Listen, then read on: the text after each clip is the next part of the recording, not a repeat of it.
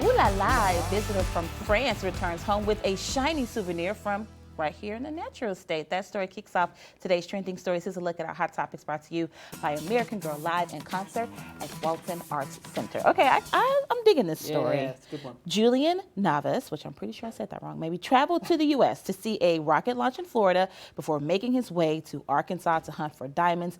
After digging for about 4 hours, a regular at the diamond park recommended that he look on top of the soil instead. Then after another few hours, he did spot what he initially thought was nothing. It turns out that the brown crystal, he just thought it was a brown crystal, it was actually the 8th largest diamond registered at the park. He does plan on turning the 7-carat gemstone into a wedding ring for his fiancée. He has since named the gem after her as well, the Korean diamond. Oh man, that is so sweet. And I love the fact that he's putting it to good use and turning it into a ring. Now I want to go to the diamond park, and I would also like to find a 7-carat diamond ring. Yes, I just feel like a couple months ago somebody else found a huge diamond. I need to. Apparently, the secret is look on top of the soil. Yeah, okay. Murfreesboro, we're coming for you. Look out. Valentine's Day may come with a very expensive price tag this year. The Nation Retail Federation projects Valentine's Day spending will hit a new record of $14.2 billion this year in 2024. The organization says consumers are getting used to spending more for the holiday while also limiting their shopping for non-relationships on Valentine's Day.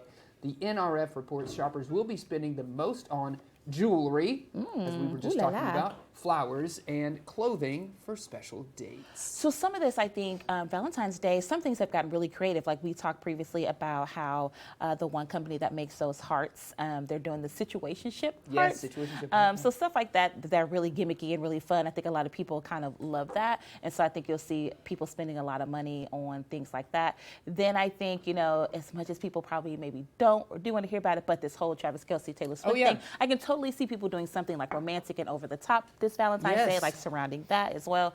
So I think it's just what's happening around us. There's a lot of fun kind of things happening around us where people may be going over the top for Valentine's Day. I saw where Taylor Swift had a elevated, you know, the friendship bracelets are a thing. Oh, yes, her yes, concert. yes. She had kind of like an elevated friendship bracelet that was made by a really nice company.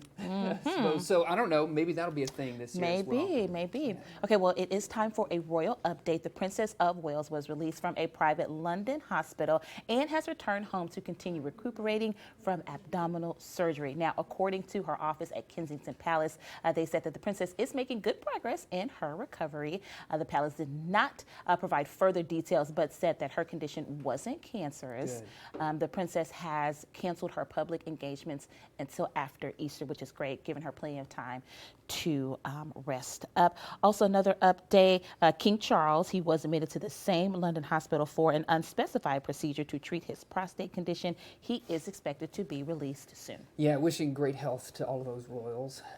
Well, let's switch gears and take a look at a few new shows coming to a streaming service near you. These are ones you're going to want to check out. First up, National Geographic's Genius MLK X is an opportunity for authentic and truthful storytelling. That's according to executive producer Gina Price by the Wood, who is the mastermind behind films like The Woman King, The Secret Life of Bees, and Love and Basketball, just to name a few.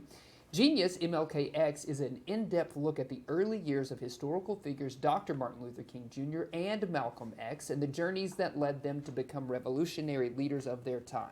The series also examines the lives of their beloved partners, Coretta Scott King and Dr. Betty Sabaz, while giving screen time to other lesser-known civil rights activists like Bayard Rustin.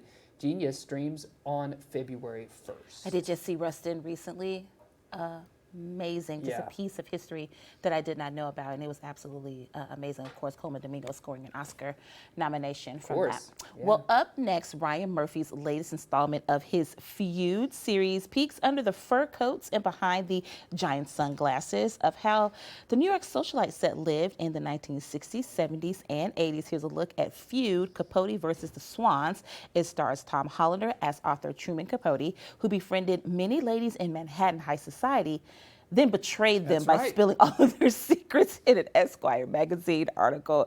The limited series also stars Naomi Watts, Diane Lane, Demi Moore, Chloe Sevigny, I'm pretty sure I'm saying that wrong, Molly Ringwald, Love her. Yes. And Callista Flockhart. They all star as New York City socialites. This one looks really, really good. Feud versus Capote and the Swans. That does premiere actually tomorrow on FX, and it will stream to Hulu. Oh man, I'm excited about that one. All-star cast for sure.